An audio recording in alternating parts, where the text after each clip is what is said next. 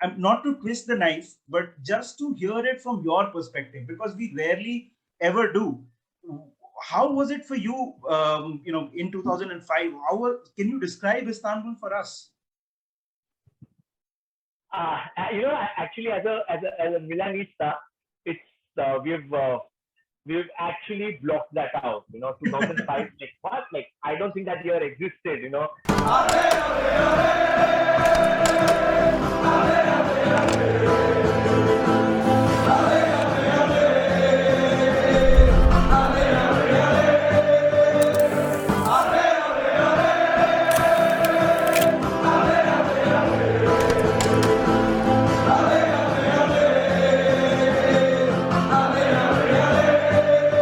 The Champions League is back, and it is time for two heavyweights, two clubs with who are literally European royalty to meet in the Champions League this Wednesday. And to discuss that, we have Chintan from AC Milan, India, to speak to us about that. Welcome, Chetan. Welcome to Menace and the Monk. It's so good to be here, man. And hearing the word Champions League and Liverpool together, it's always a pleasure. Pleasure to be here, guys. Yeah. So, Chintan, I'll come straight to you and ask you. Milan is back in the Champions League after a 7-year long hiatus. How are you feeling, man? How's it to be back in the Champions League? It's unbelievable. To be honest, when I started supporting the club was one of the top clubs in the Champions League. We were doing so well. A quarter final, anything less than a quarter final was considered as a bad year for us. And from that to a 7-year hiatus where, finishing top four was just like a prayer every morning. I hope we finish top four. And as I said, like as Wenger said, finishing top four of the trophy, I felt it against Atlanta last game of the season.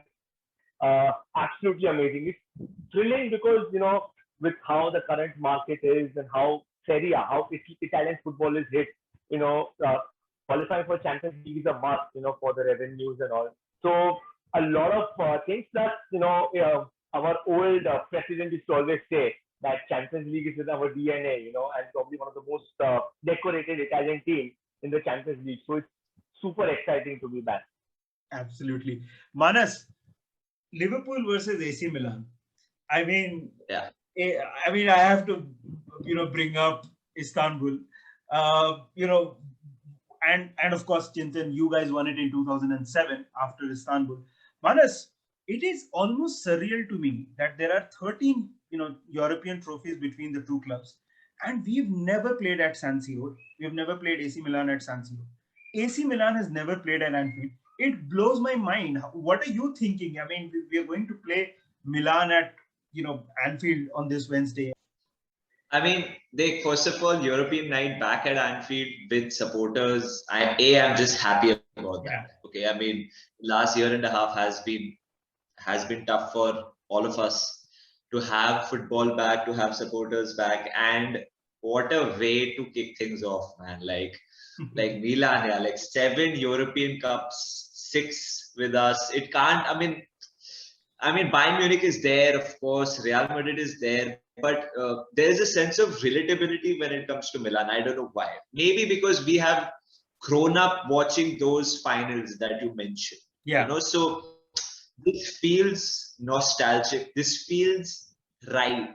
This feels good old-fashioned, proper European rivalry. So whenever I think about Milan, I feel, first of all, I remember Istanbul. I was 14 and wow, what happened? Then I felt heartache 2 years later. So and it's no shame to lose to that Milan side. Exactly. Yeah. I mean, what a side they were. Chintan will tell us more. A lot has changed, but it's a great club. It's a club with passionate supporters just like us. We suffered quite a lot for a long period of time as well. Yeah. And Milan probably have a similar trajectory, have had a similar trajectory. I am happy that Milan are back in the Champions League. Chintan, what do you think about the game? First, you're back, okay. I don't think it could be a better venue to be back No better way to be back in the Champions and League. and I want to sorry Manas, I'm just interrupting. And Chintan, so this is a Liverpool-based channel, right? We often talk about Istanbul in a very different context, right? So true. It's probably one of the happiest moments of our lives. And now, I'm not to twist the knife, but just to hear it from your perspective, because we rarely ever do. How was it for you? In 2005, can you describe Istanbul for us? Actually, as a Milanista, it's we've actually blocked that out. 2005, like what? Like I don't think that year existed. On a serious note, not to sound arrogant, but when that team came in the finals and what Milan were back in from 2003 to 2005, especially, Yeah. those 3 years, uh, we were fairly confident of doing quite well in the league, Champions League. We won it in 2003 against a tough Juventus side.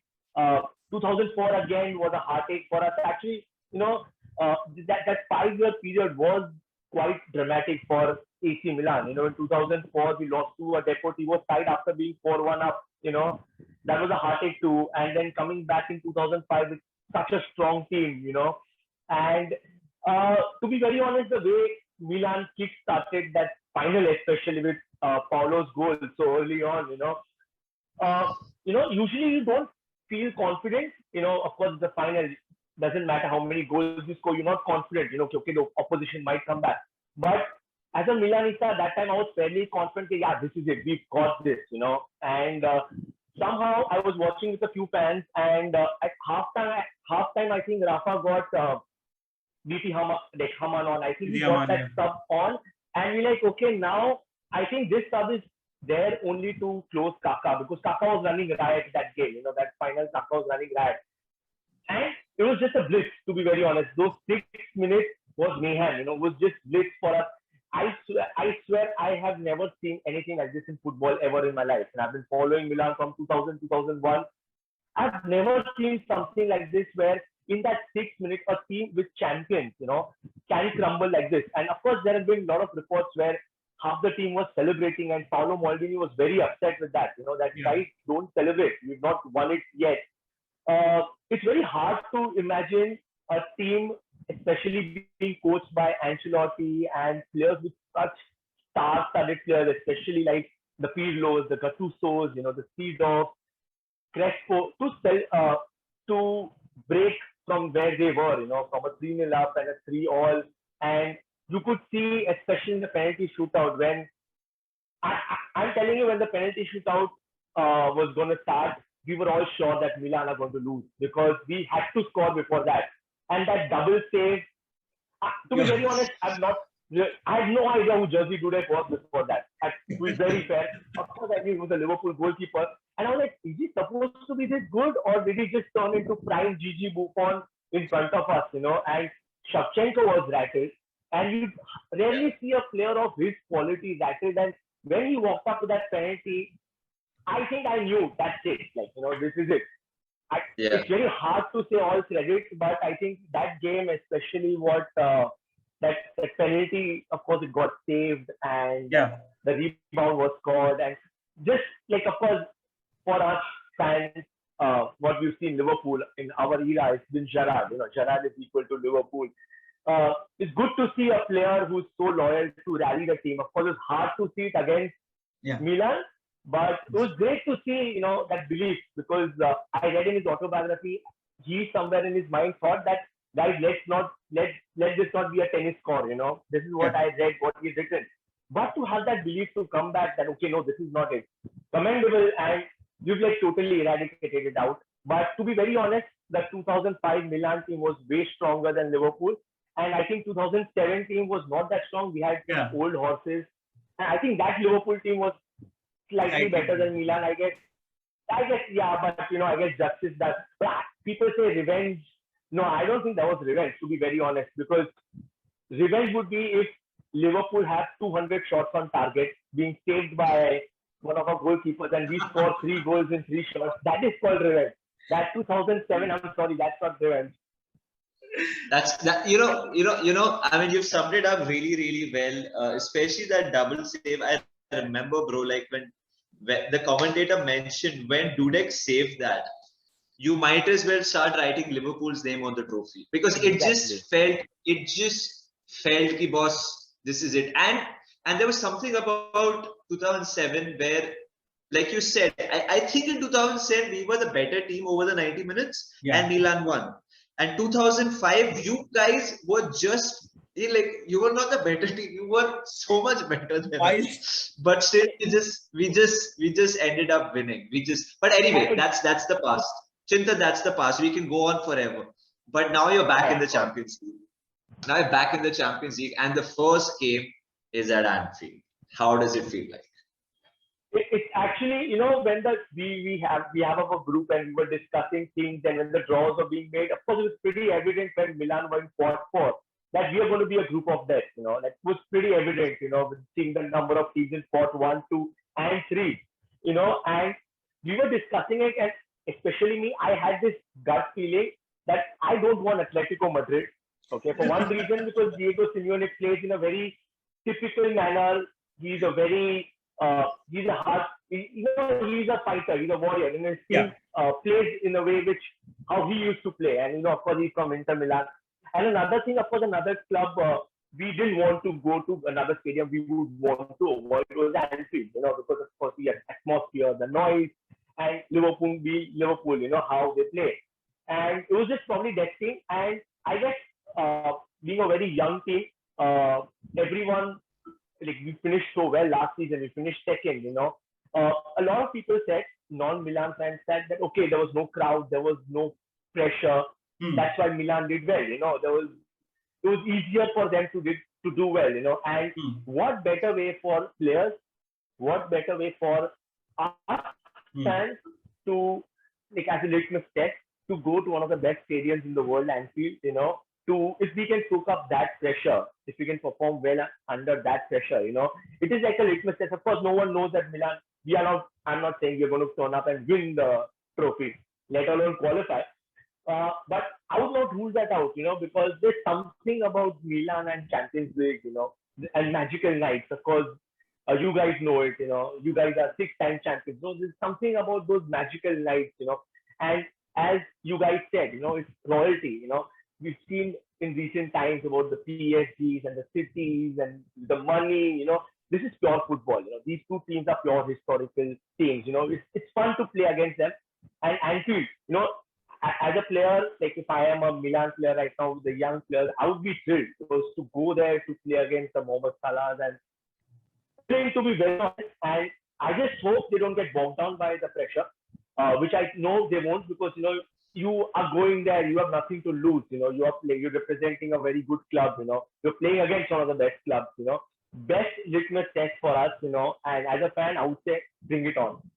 Nidhi, Yeah, Chintan spoke like straight from the heart, okay? And I mean, when we finished, when the international break started, Nidhi, the yeah, transfer window that we had,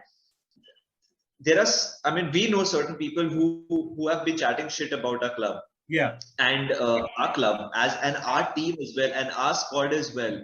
When you hear another fan of another team as big as Milan, yeah. okay, say what Chintan has said, okay, it makes you realize how far we have come as well. Just think about it, Nidhi. We tend to forget that. So I'll say something. So Chintan spoke about being so happy to be back in the Champions League. It was not very long back when we felt the same thing. I mean, Yeah, finishing in the top yeah, four was a pipe dream for us. I mean, Klopp came and changed it all. So I 500% agree with you, Manas. I mean, it's easy to say, oh, we don't have this or we don't have that. We didn't buy so many players, or this happened or that happened. This team, the privilege of watching Liverpool play in the Champions League, against go up against a great a royal club like AC Milan. This is not to be yeah. taken. It's not to be taken for granted. But Chintan, Yeah. I want to come back to you and say and talk about transfers. Now, AC Milan has not been the same when it comes to transfers. Of course, we also have been not been very active this time. Milan have got a lot of loan deals, and you've lost some players and all that. So what do you make of your squad at the moment, and especially in terms of what it means for you now? You have to play in both the Serie A and the Champions League. To be very honest, like of course, as you guys were saying, actually you guys should be very happy to see the squad you have. Forget the squad, the coach you have. See from an outside perspective, if I have to face anything from the EPL, I would still dread facing Liverpool because the way they play, the pressing, and I would take on Manchester United, and I would still take on a Chelsea too, because somewhere I know where the Milan DNA might just kick in and we might overthrow some certain team. So one Right. thing is what you guys saying was absolutely true. You guys have not just good players, you guys have certain world class players, and when they're on some, like, you have to ask the opposition how we feel when we face teams like Liverpool, that you do okay, your eyes are up, your antenna is up, like okay, you're facing Liverpool, we have to be 100%. Coming back to your question, to be very honest, when the transfer market started, we had to buy a few players, as in Tomori was on loan, Tonali was on loan. We had a decent budget. Of course, 70 million is nothing for any EPL club, but for us, 70 million was a huge budget. Unfortunately, For us to as well, buy it's those huge. players, Trust me. If we get yeah, of course, 70 I million totally spent, understand. it's huge. Yeah.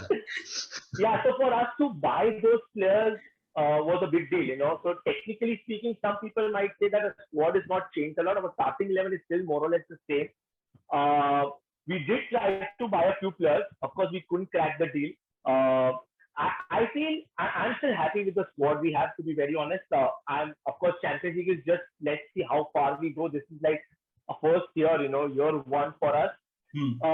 When it comes to squad depth, that is where I think we have done decently well, because to get a Bakayoko was very important, because Kessie and Menace had a lot of load on them. And Tonali, I know it's a cliche, but he's like a new signing, because last year was his first year, a 20-year-old having so much responsibility and playing in a two-man midfield. It's a little difficult, and you could see from the first game he's been our best player. And we got Florenzi too, which is huge. I think he's a Yeah. Euro winner, not the right winger we wanted, but still a good depth. Yeah. We got Giroud, of course. That is what we were missing last season. I think the only where we missed out was a number 10, because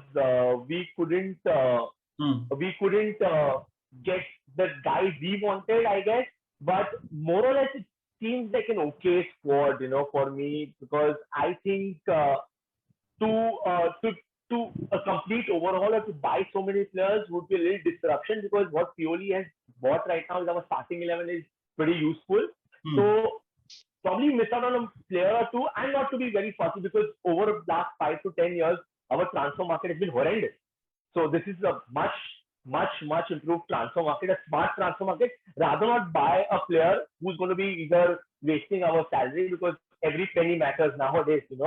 I'm okay with Yeah. the score. I think we just missed one number 10. I think had we got another young number 10 to help Brahim Diaz, would have been helpful. But I guess he's already managing the sport quite well, with the Champions League and with the league coming right now. We got Leao off. Okay, Ibra got a few minutes, so we Yeah. got, Rebic. so yeah, Rebic is outstanding, So I don't know which Rebic is going to turn up, but so it's a decent squad. Not good enough, of course, to win the Champions League, but of course, Champions League is a matter of 90 minutes. You don't know which team is going to turn up Yeah. and which player is going to shine for us. Yeah. I mean, it's a very good side. I mean, you would know we've covered Champions League, a bigger part of the Serie A for a few years, and I mean, I really like Milan. At times, the way they play is really really good. Just two questions to you, Chintan, before we end things. One very quickly. Uh, One sentence to describe Hakan Çalhanoğlu.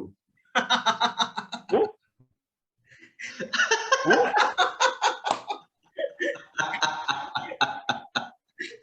Uh, Nothing, man. No words, no comments. To be honest, he's not our player anymore. He's a past. He's gone to a bitter rival.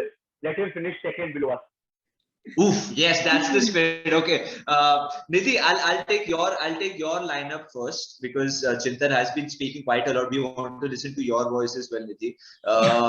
The game against Leeds, Yeah, was very different. See, yeah, Leeds play all out. They are open. They go for it. Milan are back in the Champions League after a long time. This is right. the first game. Uh, Pioli and company, according to me, obviously won't go hell for leather. This might be their toughest fixture in the group stage. So मेरे हिसाब से थोड़े conservative होंगे. Hmm. What type of game are you expecting, Nidhi? What is going to be your lineup? Unfortunately, I Javi Elliott is. Yeah, yeah, I totally agree with you. I don't think Milan will go for it like Leeds do, because that's the way Leeds always play. I think Yeah. there will be a very fair amount of pragmatism in the way Milan play, and we'll have to, if we have to win this game, we'll have to break them. And that said, I think we will definitely need Thiago in this particular team, because I'll tell you what, when you talk about the right side of our team, both Salah and Trent, and Javi Elliott is now injured, but all three of these players, at least with now Salah and Trent, you know that these players are going to cut in. Whereas Mane, on the other hand, likes to run in behind, and so does Robo. What Thiago does is Yeah. allows a linkage between these two kinds of play across the park. So I definitely have Thiago. Henderson starting is now, we have to start him, and Fabinho has to start. So that's the midfield I'm going with. The front three pretty much, picks itself. It'll be interesting to see what Klopp does with the defense. Maybe he starts Konate instead of Matip. Maybe we don't know. But I think Virgil will definitely start, and so will Trent and Robo. I will just, I'm just, interested to see who starts with Virgil. What do you think, Manas? Very quickly, Ali in goal. I think Matip and Van Dijk will start again. Matip will be rested for the game against Palace. I think this is a game Matip has to play. Yeah. Trent, Robo, I agree. Fabinho and Thiago have to play. I get the feeling Naby Keita will play because we are seeing Harvey Elliott start a lot of games, and Harvey Elliott is a ball carrier. Right. More than Hendo, I think Naby is more suitable for that. But it's the Champions League first game. Maybe the captain starts. I personally will go with Henderson, Fabinho, and Thiago, and the front three is Jota, Mane, Salah. Chintan, your starting lineup. Very interested to know how you guys are going to line up and how confident are you without Donnarumma in goal?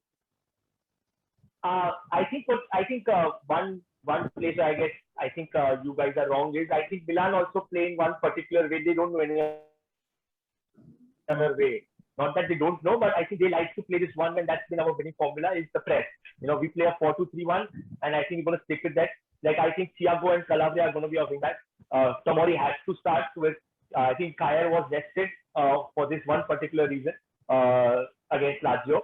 Mignon will be in goal. I think we replaced the best goalkeeper in Italy and with another goalkeeper who's at present the best goalkeeper in Italy. So Donnarumma, who again? I think I think I'll see Leao starting over Rebic because Leao has that flair. Brahim Diaz will be playing in that number 10 hole. We don't have any other option either. And Saleh Marcus will be playing on the right because he does a lot of running around. I think with Ibra playing 30 minutes, it's pretty much given that Ibra is going to start the game too. And the most important roles are going to be covered by Tonali and Kessie. I think the two double pivots. So I think Milan know only one way how to play, and Liverpool know only one way how to play. So I guess it's going to be a very exciting encounter. Yeah, well, you've set it up really well. No disrespect when we said that Leeds are different. What we meant that Leeds. No, I got it. But I think everyone would assume that we'll be pragmatic. But I think that will be shooting in our own foot, if we do that, because you change your approach against a team like Liverpool. I guess you shoot. And I think if you guys saw the game against Juventus last season, we won 4-1, 4-0. So I guess we played with that aggressive approach too. So our only option is that. Only way we can get a point or a win is attack Liverpool. Nidhi, maza aayega. I'm super excited, I'm, Nidhi. I'm so excited. I'm so excited.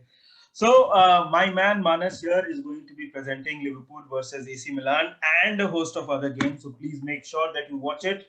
Sirf Sony pe dikhega. This was Chintan from Milan, India. Thank you so much, Chintan. Thank you for making the time for being on the on Menace and the Monk with us. Pleasure.